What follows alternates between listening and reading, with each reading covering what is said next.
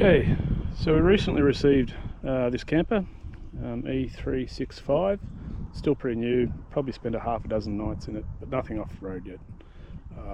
So while it's still pretty clean, I thought it might be useful just to have a bit of a walk around and show some of the options we got. It was difficult to get a handle on everything that was available when we were trying to work out orders, so it might be useful to someone. So we got the Eagle Stone Shield under and out around that.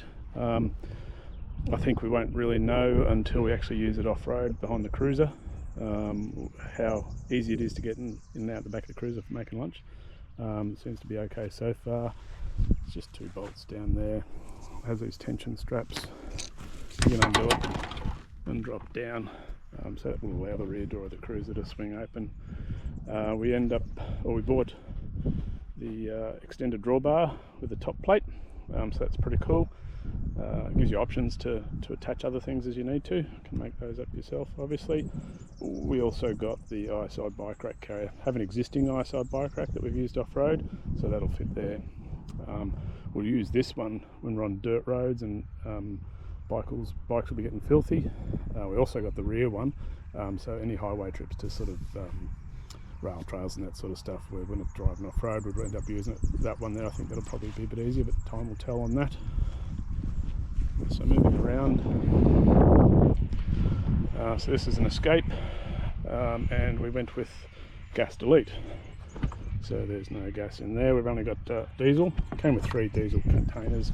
I found we don't need 3.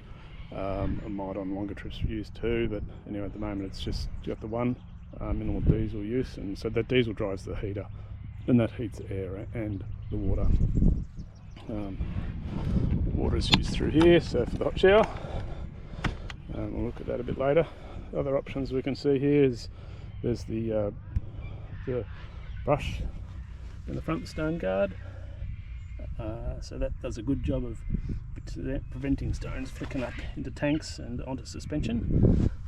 And you can see a tank there. So we had 50 litre grey water and an additional 50 litres of fresh water installed as options. Took the approach of, if I can get it fit at the factory, I'll do it up front rather than trying to mess around with doing it later on. They've done a brilliant job of integrating everything, and it all fits together beautifully. I'm not going to be able to do it as good, so pay for them to do that.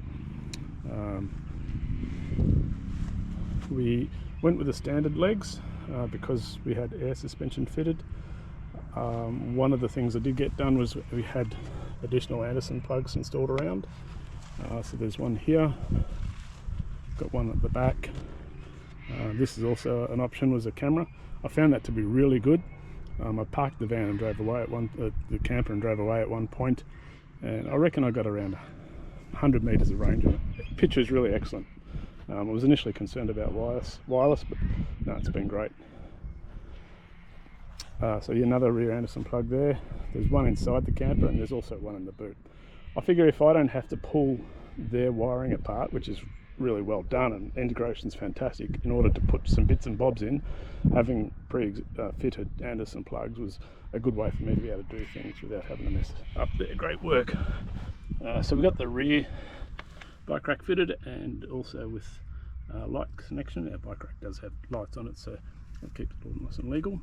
And I think my bike rack will be long enough. I've got a pre-existing carrier to fit in there, so that'll go no worries. It's not suitable as a recovery point. There are recovery points on it. So we had the airbag suspension, so that's a great thing for levelling. So we'll do that shortly. I didn't worry about the savvy level option. I've instead went with bought a solar level there, and so I can use that with the Bluetooth app to see where we're at.